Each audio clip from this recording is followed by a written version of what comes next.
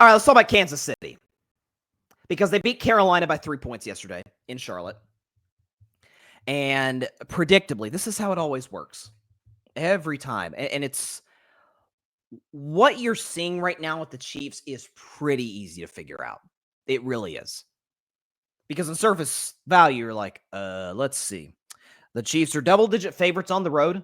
They just lost to the Buffalo Bills. So they're in need of a bounce-back win. Meanwhile, the Carolina Panthers, yes, they played better. They've won 2 games in a row. They're coming off their bye week. But at the same time, Chiefs are much better than Carolina. How do they only win by 3 points? How is this a tie game with under 2 minutes to go? Well, it's pretty simple. The Kansas City Chiefs are bored. Let's just call it what it is. They're bored. I can say this because I've seen this as a fan of a dynastic team, the Golden State Warriors, in the mid to late 2010s, really the late 2010s, especially once Golden State added Kevin Durant. I mean, come on. What does a Tuesday night game against the Minnesota Timberwolves mean to Steph Curry, Kevin Durant, Draymond Green, and Klay Thompson? And Steve Kerr? What does it mean to those guys? Sometimes they go out there and just dog it and lose those games. Now it's different. NBA's 82 games, NFL 17 games. There's more of a sense of urgency in the NFL. But you would see those games with the Warriors. They don't really look like they really have it. And when you have some of these teams, like, again, the Timberwolves were a lowly team at the time. So were the Sacramento Kings. So were many teams. The Suns were lowly at the time. That would play Golden State and be like, this is their NBA Finals. They're not going to do anything this season. No championship expectations. As a matter of fact, some of these teams can't even make the playoffs, i.e. the Carolina Panthers. And it's, oh my God, we're 2 games in a row off a bye and the champs are coming to town. Whereas for a guy like Mahomes, I mean, come on, this is a 3-time Super Bowl champion, 3-time Super Bowl MVP, 2-time regular season MVP, and an indisputed Mount Rushmore guy before he turns 30. That's Carolina me.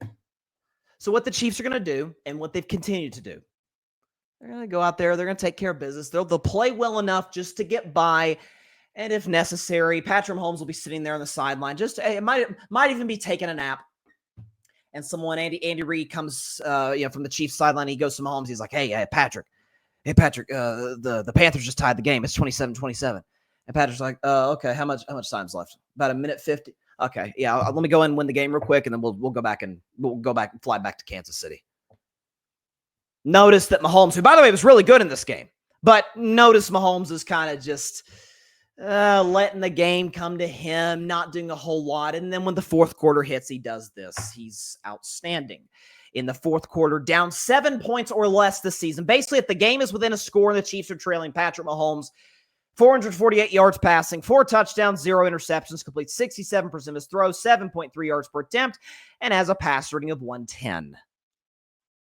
For the record, Mahomes actually in recent weeks, really since the Chiefs got DeAndre Hopkins, has been quite good. I keep hearing about Mahomes as having just this terrible season. Oh, he's awful. Oh, he's falling off a cliff. He's at, I don't know, and since week 8, he's 9th in total yards per game. He's tied for 2nd in pass touchdowns, only 3 interceptions, and he's 5th in completion percentage, completing about 71% of his throws. He's top 10 in pass rating. He's 9th at 103.5. Mahomes seems to be playing quite well.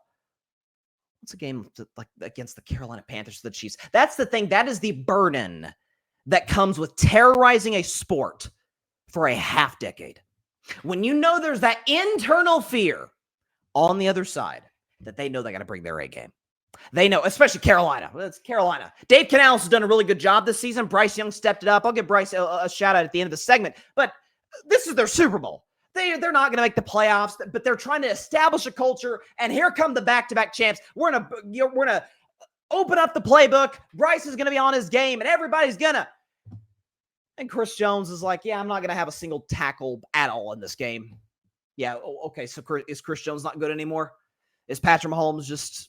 By the way, Mahomes played really well in this game, so maybe this is a great example. But Mahomes just forgot how to play quarterback at the most supreme level we've seen out of anybody in the history of the game other than Tom Brady.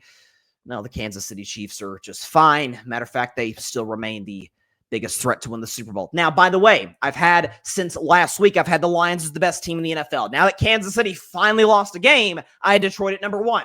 And I think Detroit's going to win the NFC. Kansas City can be challenged by Buffalo, by Baltimore, by Pittsburgh, by Steelers. But they're going to save their best for those teams. I saw it, folks. I saw it with the Golden State Warriors for years. Steph's going to do his thing. He's Kevin Durant. They're just going to mill their way through a regular old Tuesday night game in January. And then the final 5 minutes hits, and it's like, oh, it's close. Okay, if I'm Steph Curry, if I'm Kevin Durant, give me the ball and get the hell out of the way. Let me go out here and kick these guys' arse out here. That's just kind of what they did. There's a dynastic feel to this. Obviously, the Chiefs are a dynasty. That's obvious. But what they are doing is they're playing chess, not checkers. They're playing chess, not checkers. Not that the Panthers are playing checkers, but I heard today, like, for example, on the radio show I'm on, the Triple Option, shout out to Addison and Asher. Our final show's a trio, and those two were absolutely fantastic. Had a blast with them. But Addison made the point, and it's a fair one, on the Triple Option today. She's like, well, okay, Kansas City's 10-1, but you say they're not necessarily taking these games seriously. Well, what about the Detroit Lions? Right? Detroit's going out there and just smoking everybody. They're giving everybody their best chance, and my response to that is, yeah, because Detroit has to prove that. Like, we know the Lions are great. They've never won before. Jared Goff's never won a Super Bowl. Dan Campbell's never. We know Andy Reid, if he retired tomorrow, one of the greatest coaches ever. If Patrick Mahomes retired tomorrow, one of the greatest quarterbacks ever. Same with Travis Kelce, one of the greatest tight ends ever. Chris Jones, one of the best defensive players of his generation. They really have to prove that against the Panthers? No. The fact of the matter is, and we'll talk about the 49ers after the break, but I cannot believe how many folks I'm hearing say today, well, I mean, what are you going to do? San Francisco. You played a bunch of NFC championship games. You've been a couple Super Bowls. You played some long seasons, and it just let's see. Correct me if I'm wrong. If Patrick Mahomes is the quarterback of the Chiefs since 2018, their season does not start until the AFC championship game. That is the minimum. That is the worst outcome of any Chiefs season under Mahomes. Lost in the AFC championship game at Arrowhead Stadium. So, call me crazy. That seems like a lot of football games. You compound those playoff games on the regular season games, that's basically an extra season on top of the 6 seasons prior to this one they've already played. They've played a lot of football. You don't think they're tired? In some ways they are. And so that's why they're saving their best for the last. They're saving their best for the best. Notice I talked about this after the Buffalo game. Remember that game against Buffalo last week that the Bills won. Bills outplayed them. Bills deserved to win. But remember when Buffalo, with about 12 minutes to go, went up by 9 points? And it's like, man, the Chiefs can't get much going offensively. How are they going to?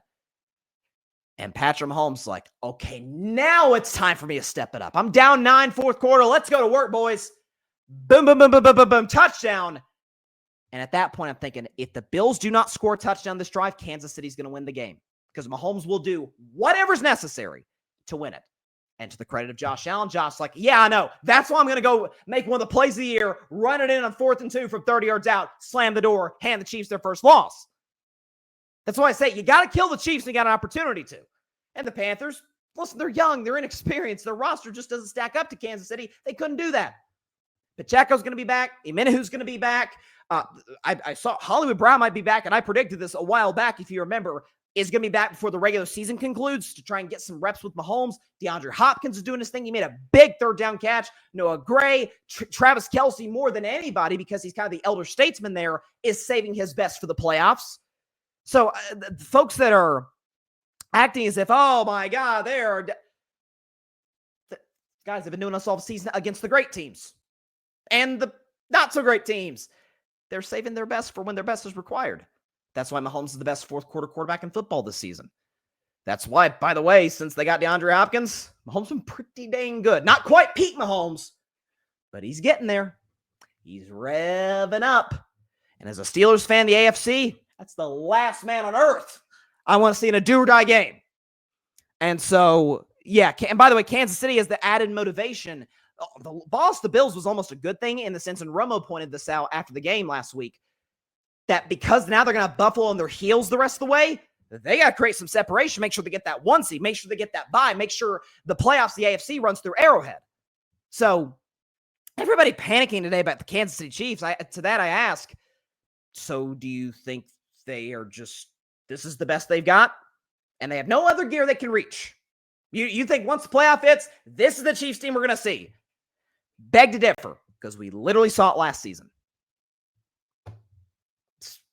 Bad group to bet against. 15 and with the red helmet and 87, and And Coach Reed, guy with the mustache, probably not the guys I bet against. Thanks so much for watching the show on YouTube, and be sure to go click that big red subscribe button and check out the other clips and full shows from Carving It Up Live, as well as our other incredible content creators here on the Grid Network.